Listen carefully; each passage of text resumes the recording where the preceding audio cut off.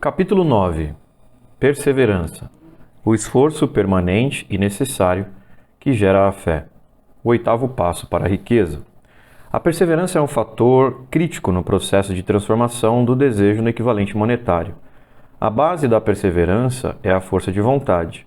O desejo e a força de vontade, quando bem combinados, formam um casal irresistível. Homens que acumulam grandes fortunas geralmente são considerados pessoas de sangue frio, às vezes implacáveis. Muitas vezes são mal compreendidos. O que eles têm é força de vontade, que misturam com a perseverança e a utilizam para empurrar os desejos e ter certeza de que os objetivos serão atingidos.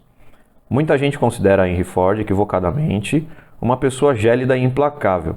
Esse equívoco nasceu a partir do hábito de Ford de perseverar em todos os planos até o fim. A maioria das pessoas desiste logo de seus objetivos e metas ao menor sinal de azar ou oposição. Umas poucas vão em frente, apesar de todas as adversidades, até atingirem o objetivo. Essas poucas são os Fords, os Carnegies, os Rockefellers e os Edisons. A palavra perseverança, entre aspas, pode até não ter uma conotação heróica, mas é uma qualidade que está para o caráter do homem da mesma maneira que o carbono está para o aço. A construção de uma fortuna geralmente envolve a aplicação de todos os 13 fatores dessa filosofia. Esses princípios precisam ser compreendidos e aplicados persistentemente por todos os que desejam acumular dinheiro. Se você estiver lendo este livro com a intenção de utilizar o conhecimento que ele destila, seu primeiro teste de perseverança vai ocorrer quando você começar a seguir os 6 passos descritos no capítulo 2. A não ser que você seja um dos 2% que já tem um objetivo definido no qual estão mirando e um plano definitivo para alcançá-lo. Você pode até ler as instruções, mas depois vai seguir com a sua rotina comum, sem nunca seguir o que nelas está escrito. Esse autor está lhe provocando, porque a falta de perseverança é uma das maiores causas do fracasso. Além do mais, a experiência com milhares de pessoas comprovou que a falta de persistência é uma fraqueza comum à maioria das pessoas. Uma fraqueza que pode ser suplantada pelo esforço. A facilidade com que se pode dominar a falta de perseverança depende inteiramente da intensidade do desejo de alguém. O ponto de partida de toda e qualquer realização é o desejo. Tenha isso sempre em mente. Desejos frágeis levam a resultados frágeis, assim como um pouquinho de fogo só gera um pouquinho de calor. Se você detectar em si mesmo falta de perseverança, isso pode ser consertado montando um fogo mais forte sobre seus desejos. Continue lendo este livro até o fim, depois volte ao capítulo 2 e comece imediatamente a seguir as instruções dadas nos 6 passos. Sua disposição em seguir à risca as instruções vai indicar claramente o quanto você realmente deseja acumular dinheiro. Se verificar que ainda está indiferente, pode ter certeza que ainda não adquiriu a, entre aspas, consciência do dinheiro, que precisa ter para estar convicto de que irá acumular sua fortuna. As fortunas gravitam na direção das mentes que foram preparadas para, entre aspas, atraí-las. Da mesma maneira que as águas correm para o mar, neste livro você vai encontrar todos os estímulos necessários para, entre aspas, afinar qualquer mente normal com as vibrações que vão atrair o desejo, o objeto do desejo.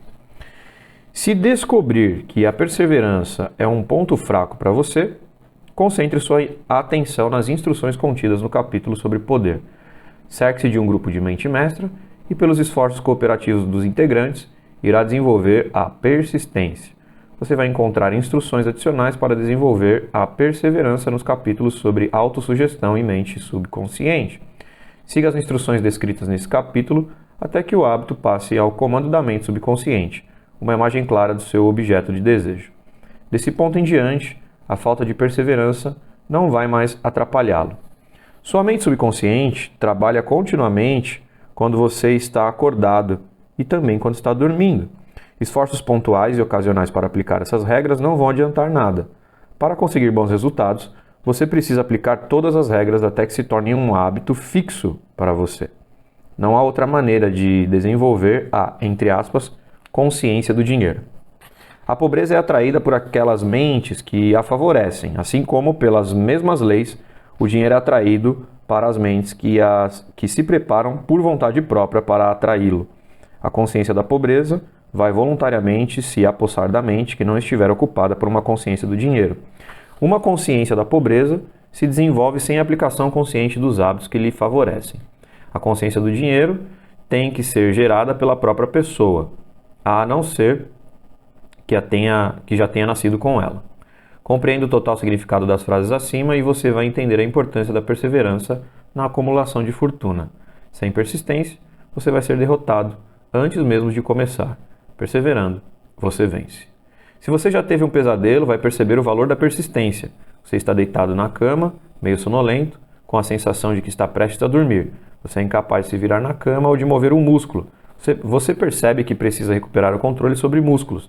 Com um esforço persistente da força de vontade, você finalmente consegue mexer os dedos de uma das mãos. Continuando a mexer os dedos, você estende esse controle aos músculos de um dos braços até conseguir erguê-los.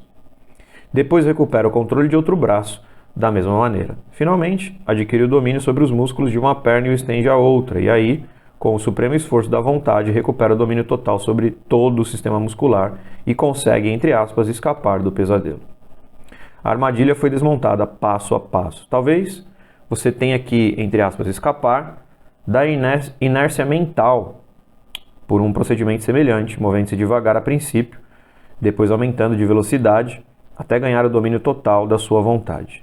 Seja perseverante, independente do quanto demore para você se mexer no começo. Com persistência, o sucesso virá. Se escolher seu grupo de mente mestra com cuidado, você encontrará nele pelo menos uma pessoa que vai lhe ajudar a desenvolver a persistência. Algumas pessoas que acumularam grandes fortunas chegaram a esse ponto por necessidade. Elas desenvolveram o hábito de serem persistentes porque eram dominadas pelas circunstâncias que não havia outro jeito de escaparem a não ser pela perseverança. Não existe nenhum substituto para a perseverança. Ela não pode ser suplantada por nenhuma outra qualidade. Lembre-se disso, e isso irá aquecê-lo. No começo, quando a estrada pode parecer lenta e difícil demais. Os que cultivam o hábito da perseverança parecem dispor de um seguro natural contra fracassos. Independentemente de quantas vezes foram derrotados, eles finalmente acabam chegando ao topo da escada. Às vezes parece que há um guia escondido cuja tarefa é testar as pessoas com todo tipo de experiência desanimadora. Aquelas que lambem as feridas depois da derrota e continuam tentando chegam lá. E aí o mundo grita, abre aspas, parabéns, eu sabia que você ia conseguir, fecha aspas. O guia escondido não permite que ninguém realize algo de grandioso sem passar pelo primeiro teste da persistência. Aqueles que não aguentam simplesmente não recebem o diploma.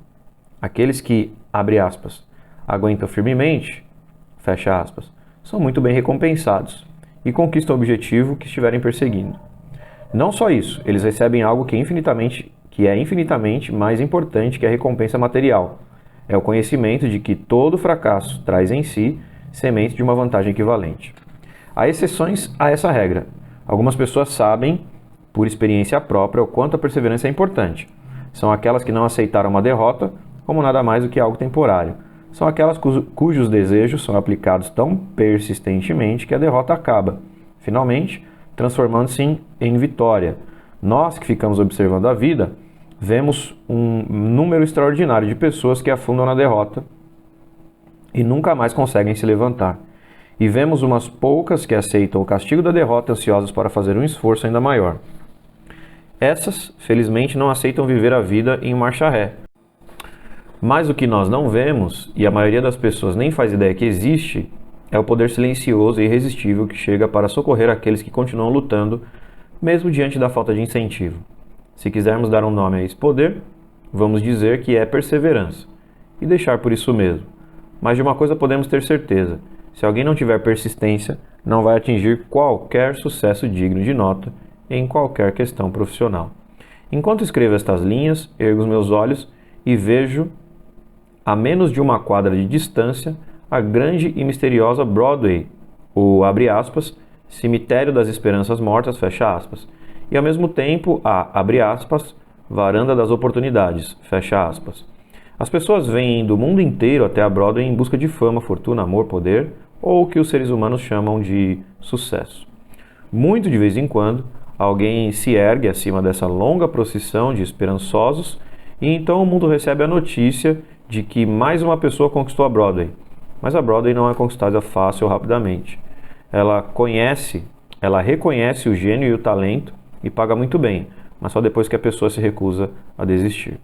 E aí, podemos ter certeza de que ela descobriu o segredo de como conquistar a Broadway. O segredo está sempre, indefectivelmente, ligado à palavra perseverança. Esse segredo aparece na luta de Fannie Hurst, cuja perseverança conquistou a The Great Right Way. Ela chegou a Nova York em 1915 para transformar os escritos dela em riqueza. A conversão não veio rápido, mas veio. Durante 4 anos, a senhora Hurst conheceu de perto as calçadas de Nova York.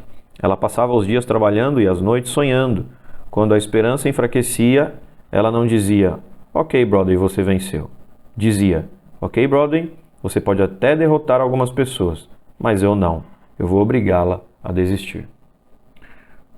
Um jornal, entre parênteses, o Saturday Evening Post, chegou a rejeitá-la 36 vezes antes que ela conseguisse quebrar o gelo e vender uma história para eles.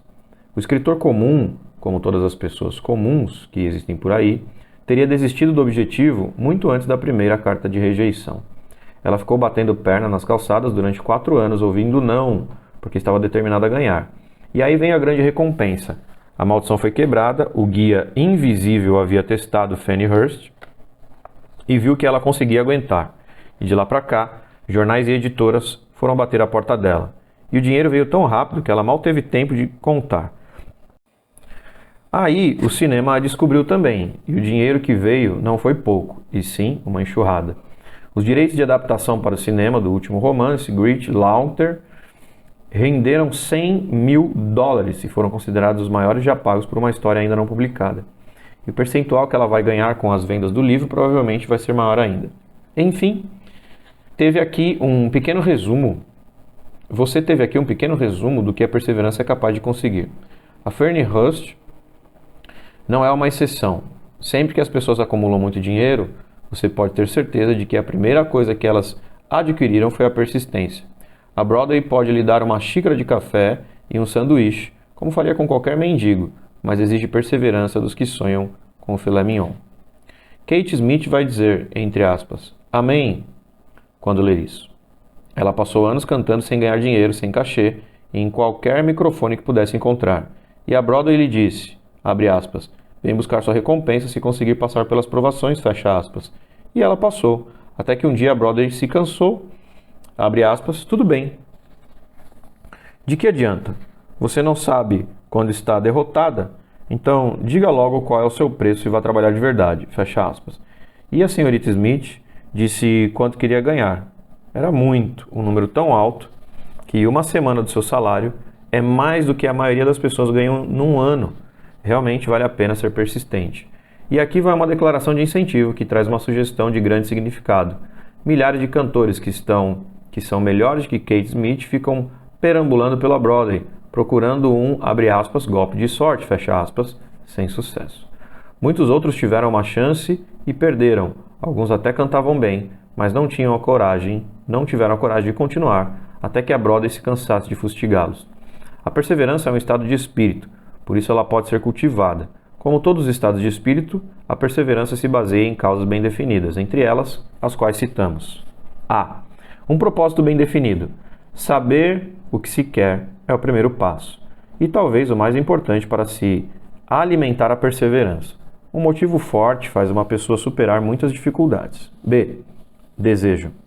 É relativamente fácil ser e se manter persistente quando se está atrás de um objeto de intenso desejo. C. Autoconfiança. Acreditar que é possível levar um plano até o fim incentiva muito alguém a colocá-lo em prática de maneira persistente. Abre parênteses, a autoconfiança pode ser fomentada pelo princípio descrito no capítulo da autossugestão, fecha parênteses. D. Planos bem definidos. Planos organizados, mesmo que sejam frágeis e pouco práticos, ajudam a fomentar a persistência. E. Conhecimento preciso. Saber que seus planos são sólidos, baseados na experiência e na observação, incentivam a perseverança. Já, abre aspas, achar, fecha aspas, em vez de saber, destrói a persistência. F. Cooperação. A simpatia, a compreensão e a cooperação harmoniosa com os outros tendem a desenvolver a perseverança. G. Força de vontade. O hábito de concentrar o pensamento em construir os planos para um objetivo bem definido leva à perseverança. H. Hábito. A persistência é resultado direto do hábito. A mente absorve e se torna parte das experiências diárias que a alimentam. O medo, o pior de todos os inimigos, pode ser efetivamente derrotado por meio da repetição forçada de atos de coragem. Todo mundo que já esteve numa guerra sabe disso. Antes de sair do tema perseverança, faça uma avaliação de si mesmo e, se for o caso, determine em que pontos você sente falta dessa qualidade fundamental. Faça uma aferição rigorosa, item por item, e veja em quantos dos 8 fatores da perseverança você se enquadra. A análise pode levar às descobertas que vão lhe dar uma nova ideia de si mesmo. Sintomas da falta de perseverança. Aqui você vai encontrar os verdadeiros inimigos que se intrometem entre o lugar onde você está agora e a realização do que tanto deseja. Aqui você vai encontrar não só os, entre aspas, sintomas, que indicam falta de perseverança, mas também as causas firmemente assentadas no seu subconsciente. Estude essa lista com todo cuidado e faça uma avaliação sem meias medidas, se realmente quer saber quem você é e o que é capaz de realizar. Essas são as fraquezas que precisam ser aniquiladas por todo mundo que quiser acumular fortuna. 1. Não reconhecer e não determinar exatamente o que se quer. 2. Adiamentos, com ou sem motivo, entre parênteses, geralmente apoiados numa quantidade formidável de desculpas e álibis. 3. Falta de interesse em obter conhecimento especializado. 4. Indecisão ou hábito de sempre, abre aspas, passar a peteca para os outros, fecha aspas, em vez de encarar as coisas de frente. Entre parênteses, também apoiado em muitos álibis, fecha parênteses. 5. O hábito de se fiar nesses álibis em vez de criar planos definidos para a solução dos problemas. 6. Satisfazer-se com pouco. Não há remédio para esse mal, nem esperança para os que dele sofrem. 7. Indiferença, que geralmente se reflete na facilidade com que uma pessoa sempre cede, em vez de encarar o adversário e enfrentá-lo. 8. O hábito de culpar os outros pelos próprios erros e de dizer que as circunstâncias desfavoráveis são insuperáveis. 9. Desejos muito fracos, por não escolher bem os motivos que levam à ação. 10. Mostrar-se pronto, entre parênteses e até ansioso, para desistir diante do primeiro sinal de derrota. Abre parênteses, com base em um ou mais dos 6 medos clássicos, fecha parênteses. 11. Falta de planejamento organizado e por escrito, de modo que ele possa ser analisado e acompanhado. 12. O hábito de não dar seguimento às ideias ou de não agarrar uma oportunidade quando ela se apresenta. 13. Ter uma vontade fraca em vez de um desejo ardente. 14. O hábito de aceitar a pobreza em vez de querer ser rico. Falta geral de ambição, de ser alguém, fazer e possuir alguma coisa. 15. Procurar atalhos para a riqueza, querendo ganhar sem dar algo justo e equivalente em troca. Geralmente, isso se reflete no hábito de jogar ou de tentar fazer, entre aspas, negociatas. 16. Medo da crítica ou incapacidade de criar planos e colocá-los em prática por conta do que os outros vão pensar, fazer ou dizer. Esse inimigo talvez devesse vir no alto da lista, porque geralmente existe na mente subconsciente, onde não se nota a sua presença. Abre parênteses, veja os 6 medos básicos num capítulo mais à frente, fecha parênteses. Analisemos agora alguns dos sintomas do medo da crítica. A maioria das pessoas permite que parentes, amigos e outros indivíduos exerçam tamanha influência sobre elas a ponto de não viverem a própria vida por meio de serem criticadas. Muitas delas erram no casamento, mas continuam casadas e vivem uma vida absolutamente infeliz, porque temem as críticas que virão caso se disponham a corrigir o erro. Abre parênteses, qualquer um que tenha sucumbido a esse medo sabe o dano irreparável que ele provoca ao destruir a ambição, a autoconfiança e o desejo de realizar alguma coisa, fecha parênteses.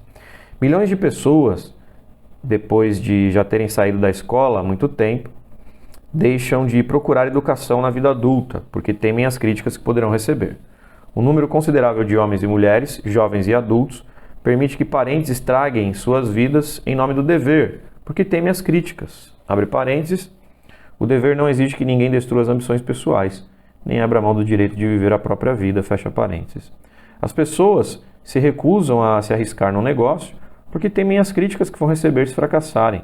O medo da crítica, nesses casos, é mais forte que o desejo de sucesso.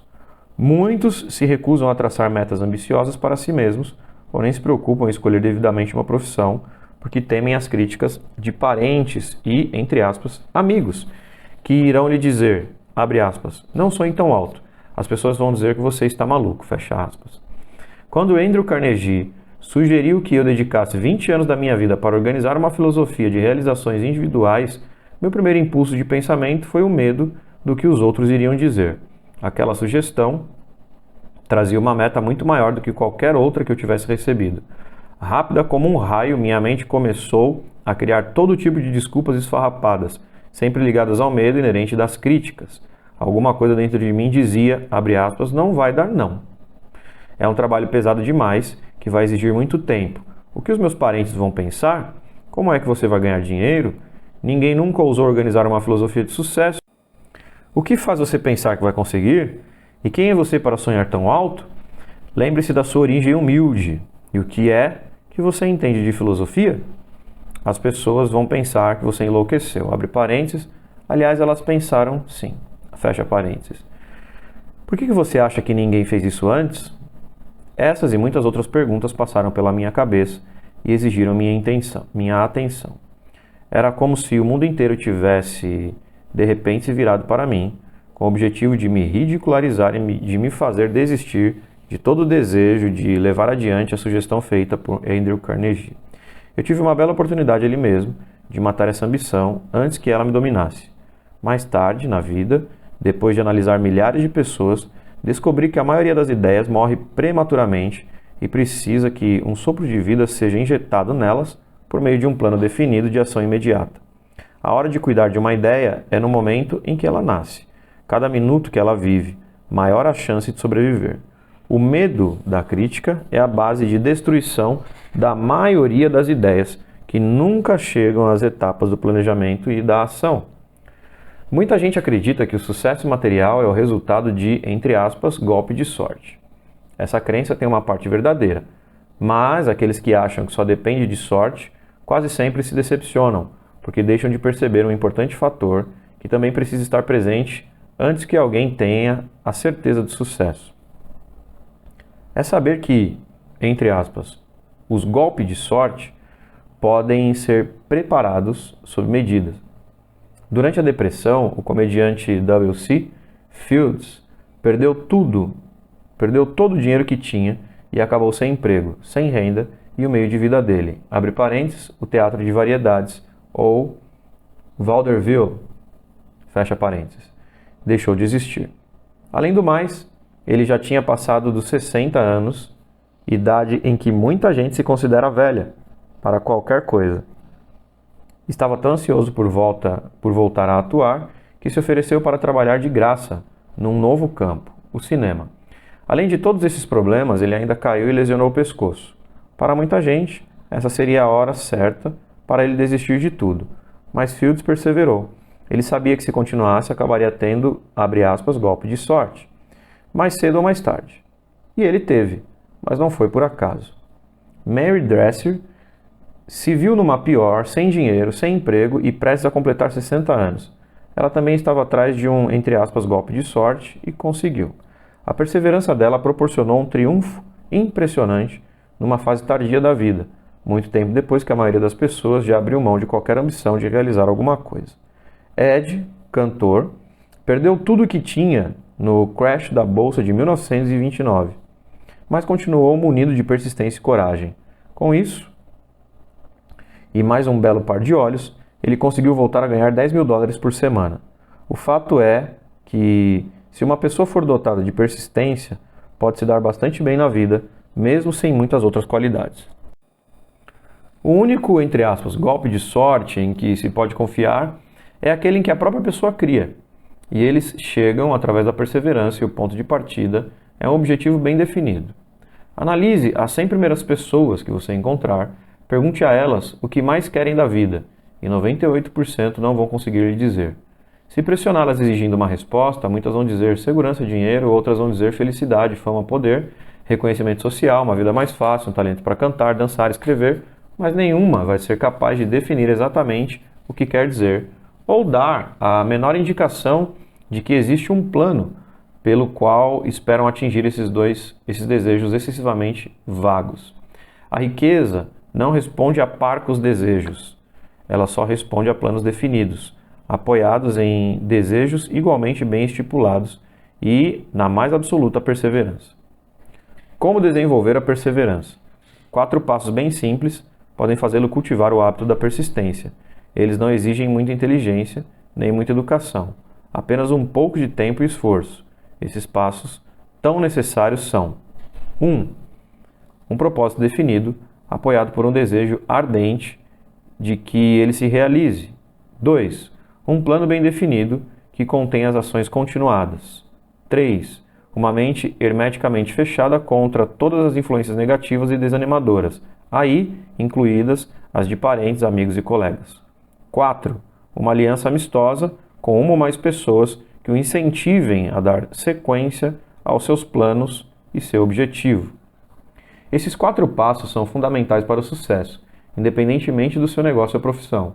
Todo o objetivo dos 13 princípios dessa filosofia é capacitar a pessoa a se habilitar e a adotar esses 4 passos. Esses são passos que permitem uma pessoa a controlar o próprio destino financeiro. Esses são os passos que levam à riqueza, em maior ou menor grau. Eles abrem caminho para o poder, a fama e o reconhecimento do mundo. São 4 passos que garantem que os, entre aspas, golpes de sorte vão vir. São os passos que convertem sonhos numa realidade física e que levam ao domínio sobre o medo, o desânimo e a indiferença. Há uma recompensa magnífica para os que aprendem a dar esses passos. É o privilégio de escrever a própria história e fazer a vida pagar o preço que desejamos.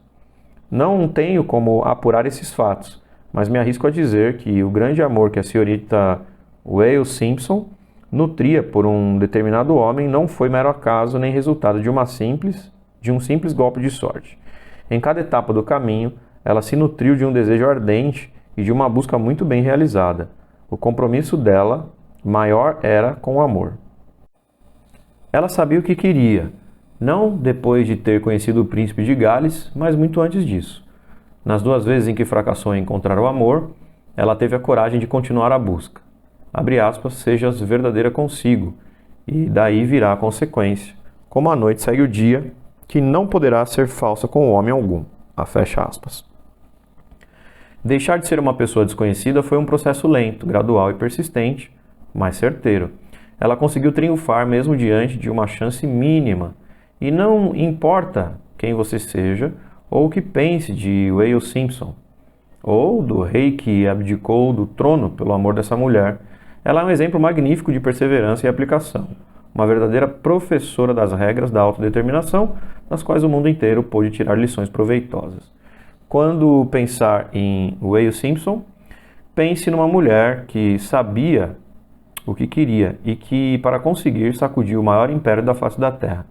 As mulheres que vivem reclamando que esse é um mundo machista, que elas não têm as mesmas chances de vencer, devem a si mesmas a tarefa de estudar dedicadamente a vida dessa figura extraordinária que, numa idade em que a maioria das mulheres se considera, entre aspas, velha, conquistou o afeto do solteiro mais cobiçado do mundo. E o que dizer do rei Eduardo? Que lição podemos tirar do papel dele no maior drama que o mundo acompanhou nesses últimos tempos? Será que ele pagou um preço alto demais pelo afeto da mulher que escolheu? Evidentemente, só ele pode dar a resposta. O restante de nós só pode fazer especulações. O que sabemos é que o rei não nasceu porque quis, foi herdeiro de uma grande fortuna sem tê-la pedido. Era perseguido insistentemente por políticos e estadistas da Europa inteira, que atiravam princesas e dotes aos pés dele. Por ser o filho mais velho, iria herdar uma coroa que ele não ambicionou e talvez nem quisesse. Por mais de 40 anos, não foi o dono da própria vida, não podia viver como bem entendesse. Teve pouquíssima privacidade e finalmente teve que ver certas funções serem largadas sobre ele, quando ascendeu ao trono. Alguns de vocês irão dizer, abre aspas, com tantas bênçãos o rei Eduardo devia ser uma pessoa serena, contente e cheia de alegria, fecha aspas. Mas a verdade é que por trás de todos os privilégios da coroa, de todo o dinheiro, fama e poder herdados por Eduardo VIII, havia um vazio que só podia ser preenchido pelo amor. O maior desejo dele era o amor. Muito antes de conhecer Wales Simpson, e ele com certeza sentiu essa grande emoção universal, puxar os fios do coração e bater na porta dele lutando para se expressar. E quando encontrou uma alma gêmea, clamando pelo mesmo sagrado privilégio de expressão, ele a reconheceu e sem medo ou desculpa abriu o coração e deixou que ela entrasse. Todos os criadores de escândalos do mundo não puderam destruir a beleza desse verdadeiro drama internacional, de duas pessoas que encontraram amor e tiveram a coragem de enfrentar críticas abertas e renunciar a tudo para conferir uma expressão sagrada a esse amor. A decisão de Eduardo VIII de abdicar do trono do império mais poderoso do mundo, pelo privilégio de seguir pelo resto da vida com a mulher que escolheu, foi uma decisão que exigiu coragem. A decisão também teve um preço, mas quem vai dizer que foi um preço caro demais? Certamente não ele, que disse, abre aspas, quem não tiver pecado, que atire a primeira pedra, fecha aspas. Como uma pequena sugestão à pessoa maldosa disposta a difamar o Duque de Windsor, porque desejava o amor e o declarou abertamente a Wales Simpson, chegando a abdicar do trono inglês por ela. Lembre-se de que a declaração aberta não era essencial. Ele poderia ter seguido o velho costume de manter uma relação clandestina, comum na Europa através dos séculos, sem abrir mão nem do trono, nem da mulher que escolheu, e ninguém da igreja ou das instituições seculares teria reclamado. Mas esse homem extraordinário era feito de um material mais nobre. O amor dele era puro, profundo e sincero, representava a única coisa que ele realmente desejava acima de tudo. E por isso, ele agarrou o que queria e pagou o preço que lhe foi exigido. Se nos últimos 100 anos a Europa tivesse sido agraciada com mais regentes com o coração humano e a honestidade do outrora rei Eduardo, aquele infeliz continente, hoje encharcado de ódio, ganância, luxúria, complacência política e ameaças de guerra, teria uma história bem melhor e diferente para contar. Uma história regida pelo amor e não pelo ódio. Com as palavras de Stuart Alstwyer, ergamos nossas taças e façamos um brinde ao ex-rei Eduardo e o Wales Simpson. Abre aspas. Abençoado é o homem que percebeu que nossos pensamentos mudos são nossos pensamentos mais doces. Abençoado é o homem que, nas profundezas mais profundas, pode vislumbrar a luminosa figura do amor e, ao vê-la cantar e cantando, dizer: mais doce que eu posso dizer são os pensamentos que eu tenho por você. Com essas palavras, rendemos nossa homenagem a duas pessoas que, mais do que todas as outras da época atual, foram vítimas de críticas e ofensas simplesmente porque encontraram o maior tesouro da vida e se apossaram dele. A maior parte do mundo vai aplaudir o Duque de Windsor e Wales Simpson por causa da perseverança que demonstraram até encontrar a maior recompensa da vida. Todos nós podemos lucrar seguindo o exemplo deles na nossa própria busca pelo que pedimos da vida. Que poder místico confere às pessoas persistentes a capacidade de fazer frente às dificuldades? Será que a qualidade da perseverança prepara a mente de alguém de algum modo espiritual, mental, ou provoca alguma atividade química que lhe permite acessar as forças sobrenaturais? Será que a inteligência infinita se coloca ao lado da pessoa que continua sempre lutando, mesmo depois de a batalha ter sido perdida, quando o mundo inteiro está do lado contrário? Essas e outras perguntas semelhantes passaram pela minha mente enquanto eu via homens como Henry Ford criar um império industrial de grandes proporções, começando com nada além da persistência.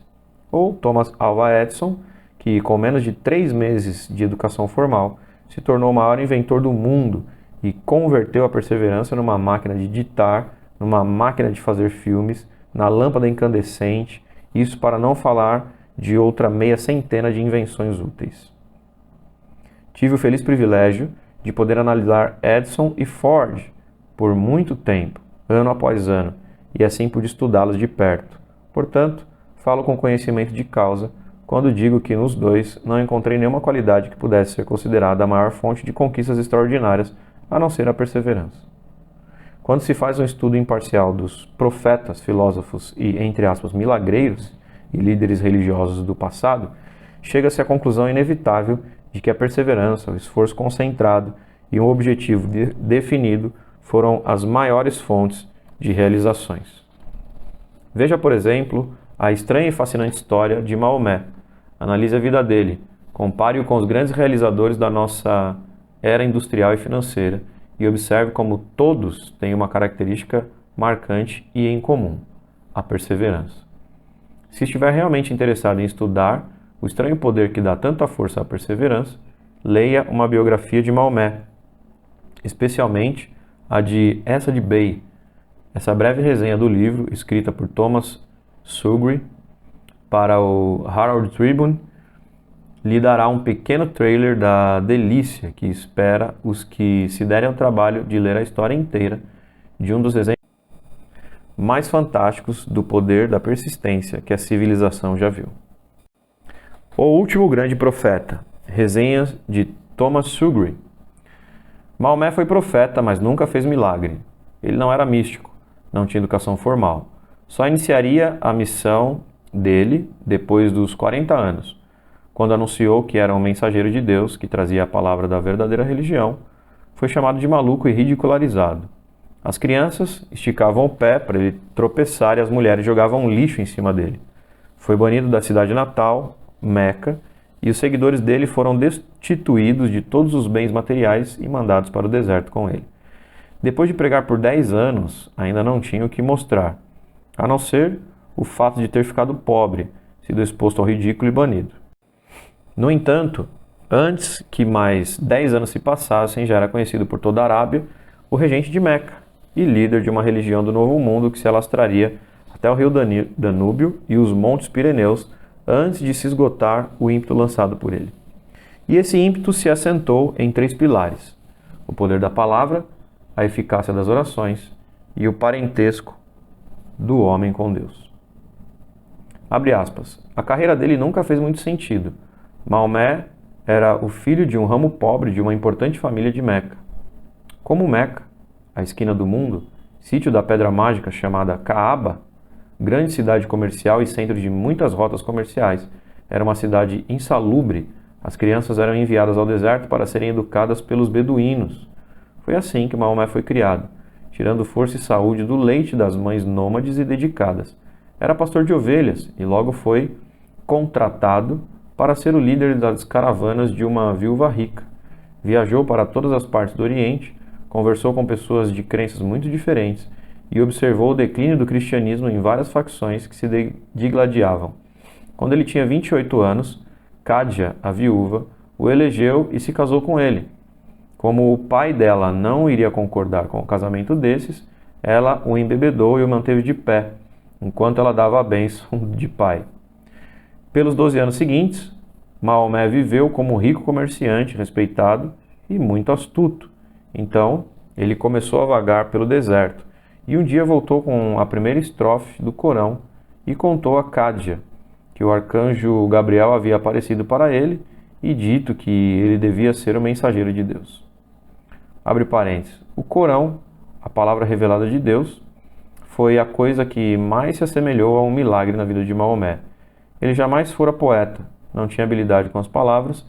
No entanto, os versículos do Corão, como ele os recebeu e recitou aos fiéis, eram melhores do que qualquer verso que os poetas profissionais das tribos eram capazes de redigir.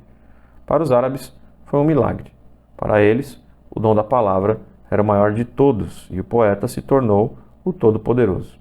Além disso, o Corão dizia que todos os homens são iguais diante de Deus e que o mundo devia ser um Estado democrático. O Islã foi essa heresia política, além do desejo de Maomé de destruir 360 ídolos na praça de Kaaba, que o levou ao exílio. Os ídolos traziam as tribos do deserto até Meca, e isso era sinônimo de bons negócios. E assim os comerciantes de Meca, os capitalistas, e Maomé havia sido um deles, se perfilaram contra o profeta. Então, ele se retirou para o deserto e exigiu ser soberano do mundo inteiro. Começou assim a ascensão do Islã. Do deserto veio uma chama que não podia ser apagada. Um exército democrático que lutava com um só e que estava preparado para morrer sem reclamar. Maomé convidara os judeus e os cristãos para se unirem a ele, pois o objetivo não era fundar uma nova religião. Ele conclamava a todos que acreditassem num só Deus a se unirem numa única fé. Se os judeus e os cristãos tivessem aceitado o convite, o islamismo teria conquistado o mundo, mas eles não aceitaram. Não aceitaram sequer as inovações que Maomé trouxe para a guerra entre os homens. Quando os exércitos do profeta invadiram Jerusalém, nenhuma pessoa foi morta por causa da fé. Quando os cruzados tomaram a cidade, séculos depois, nenhum homem, mulher ou criança muçulmana foi poupada. Mas os cristãos aceitaram uma ideia dos muçulmanos: o lugar de aprendizado, as universidades.